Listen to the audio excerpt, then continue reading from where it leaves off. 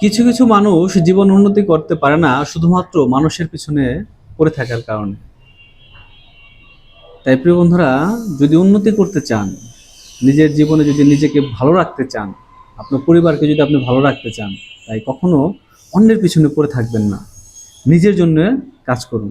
যতটুকু সময় অন্যের পিছনে পড়ে থাকবেন, যতটুকু সময় অন্যের ক্ষতি করার চিন্তা করবেন, ওই সময়টুকু বের করে নিজের জন্য কাজ করুন, নিজের জন্য ভালো কিছু চিন্তা করুন। তাহলে কেবলমাত্র আপনি ভালো থাকতে পারবেন।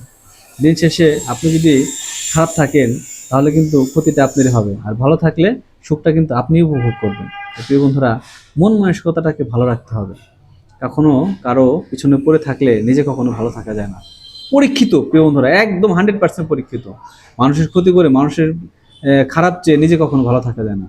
মানুষের ভালো চাইলে নিজেরও ভালো হয়, নিজেও ভালো থাকা যায়। ভালো থাকবেন, সুস্থ থাকবেন।